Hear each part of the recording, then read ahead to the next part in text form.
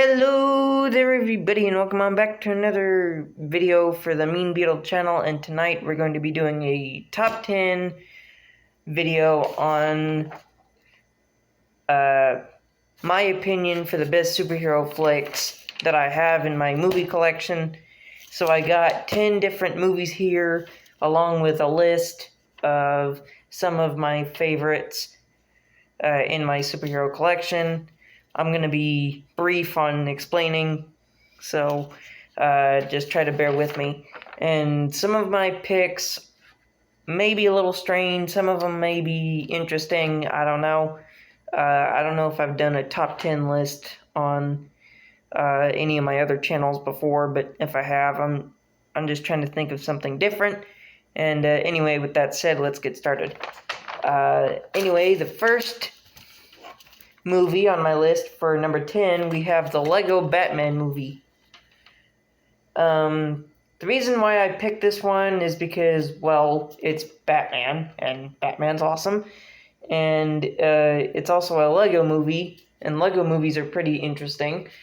They show some wacky humor, plus they introduced some of the dark elements of Batman, so I just thought having those two having that combination of the two, with the wackiness of the Legos and then the seriousness of Batman, I thought it just went really well, and that's why it got the number 10 spot. So anyway, next on the list for number 9, we have Venom.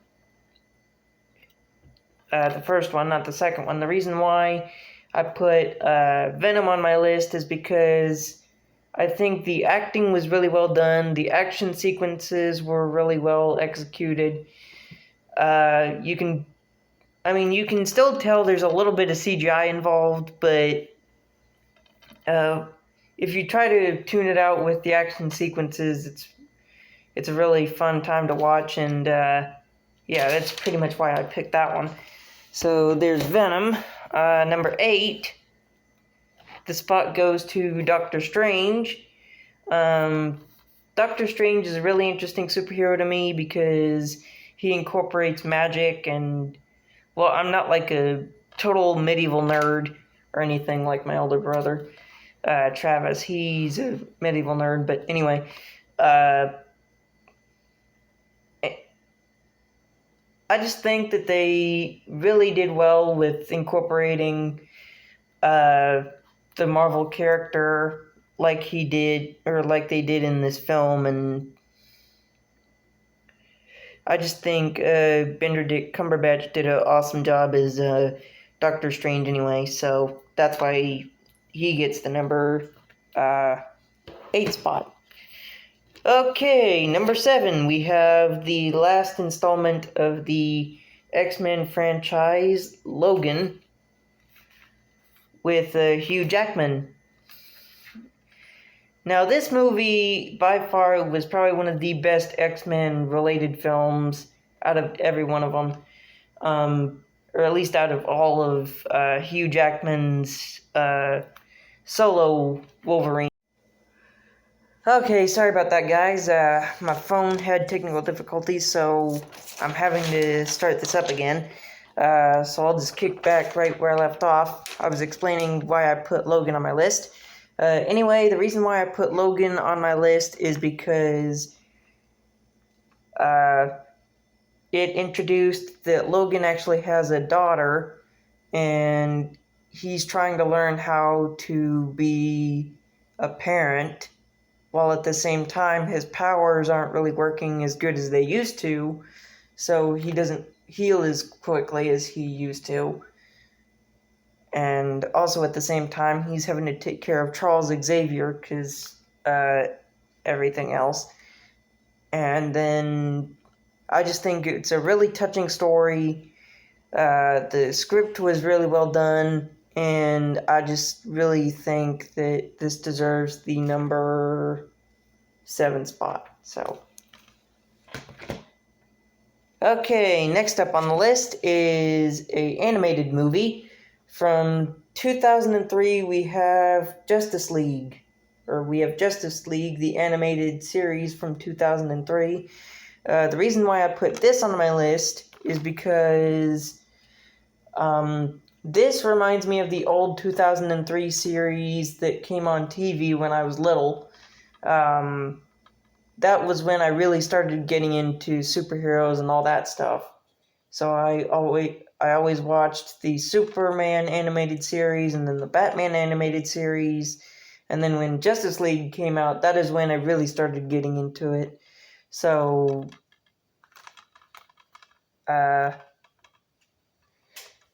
this one just holds a really deep place in my heart. So that's why it gets the number 6 spot on my list. Okay, for number 5, we have the more recent, or slightly more recent, animated movie, Spider-Man Into the Spider-Verse. The reason why I like this one is because I like how they showed all the different Spider-Man throughout the multiverse. They didn't explain too much about the Spider-Man multiverse throughout the comics, history, and everything. And I liked the little cameo that they did for Stan Lee. Because I can't remember if they did that movie before he passed away or if it was after. I can't remember for sure, but anyway. I just think that it's really interesting that they incorporated all the different versions of Spider-Man,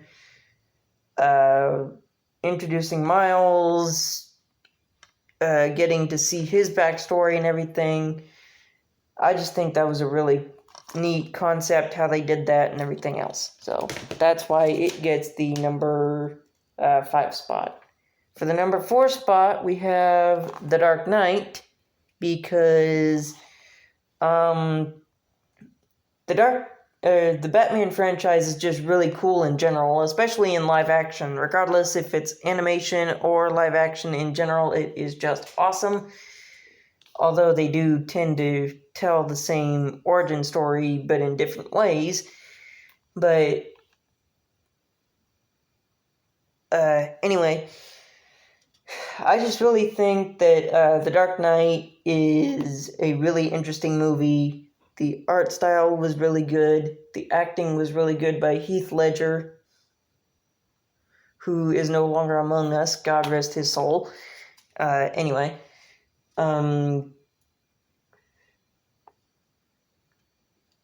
So, yeah, that's mainly why I put The Dark Knight on my list for number 4. For number 3, I put the first Batman movie with Mr. Blaine, Batman Begins. Because I slightly thought The Dark Knight was better than Batman Begins, because obviously the second movie is better than the first in trilogies like this, which of course in my case I only need The Dark Knight Rises, but that's beside the point. Anyway, what was I? Oh yeah. Anyway, I just really like how they introduced the darker tone in these types of movies and everything, and of course, Mr. Blaine as the Dark Knight himself did a fantastic job, and I just really think that he should have just stayed as Batman permanently, instead of them constantly having to switch out Batman and all that. So that's why he gets the number 3 spot on my list. Now for the number 1 and 2 spot, or number 2 and 1 spots, it was a really, really tough decision. But for the number 2 spot, we get Avengers Endgame, because, I mean, there's not much negative stuff to say about it, because you get all the Avengers that come back after 5 years. Of course, this is like 5 years later after the Infinity War film. Well, not really, but in movie timeline-wise, it's been 5 years. And you get to see everybody grow as a grow as characters, as a family, as you just get to see the whole enchilada, and it's really crazy getting to see all that. So that's why the number 2 spot has to go to Avengers Endgame. And without a doubt, the number 1 spot for me would have to be Spider-Man No Way Home, because the number 1 reason why I picked Spider-Man No Way Home for this is because they got not 1, not 2, but all 3 of the Spider-Men or all 3 actors who have played Spider-Man in the past, from Tom Holland to Andrew Garfield, and to the legend himself, Tobey Maguire, as well as getting all 3 of Tobey Maguire's legendary villains, plus getting a little bit of Andrew's villains in there.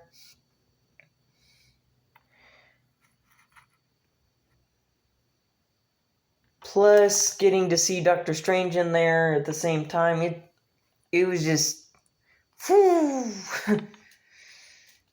It still just gives me goosebumps every time I think about it, seeing all of the Spider-Man together, teaming up to take on all the classic Spider-Mans and all the classic Spider-Man foes in the past, and it's just amazing getting to see Tobey Maguire back in action again after so many years, to see how Spider-Man's grown in popularity and and as a character as a whole. So that's why, without a doubt, Spider-Man No Way Home gets my number 1 pick. So that concludes this video, so hopefully you guys enjoyed. If you did, don't forget to leave a like, comment, and subscribe for more. And if you subscribe, don't forget to ring that bell to get notified on whenever I do